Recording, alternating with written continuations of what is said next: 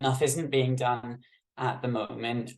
We're seeing right now record rates of student homelessness. We found last year 12% of students had been homeless at some point in their studies.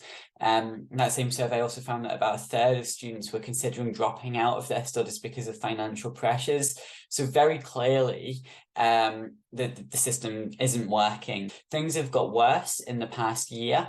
And we've actually seen no additional support being offered to help students deal with that. So we know that the situation has actually got worse quite significantly. It's worth saying, that the Scottish Government have offered things like discretionary funds, hardship funds, but it's really not enough.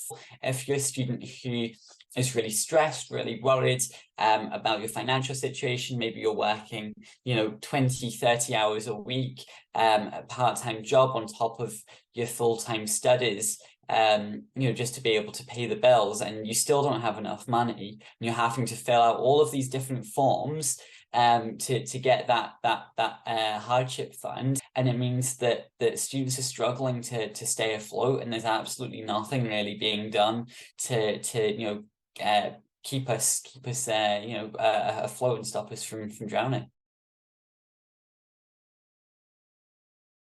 Actually, it's really clear that Scotland has fallen behind. Scotland is doing worse than any of the other nations in the UK. And I don't have the exact statistics, but they're available online.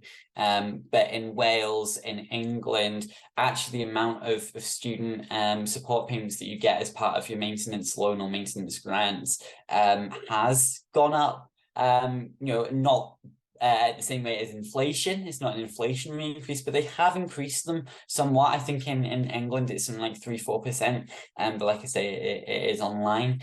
In Scotland, it's 0%, nothing.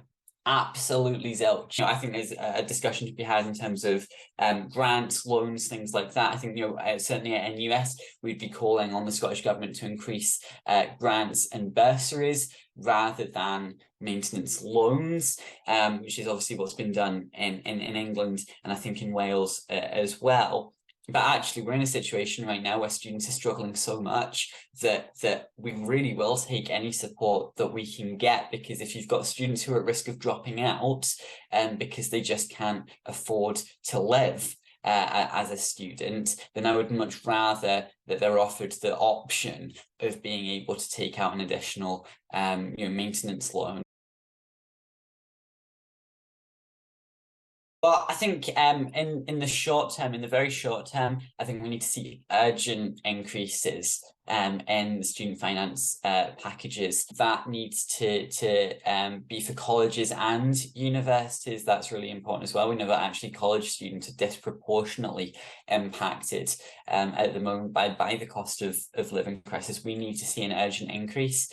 And that's really, really important. I think it's also important the Scottish Government needs to make it so that the discretionary funds that are available, like I say, there's been plenty of issues with those, but they can be a big lifeline for those who are really struggling.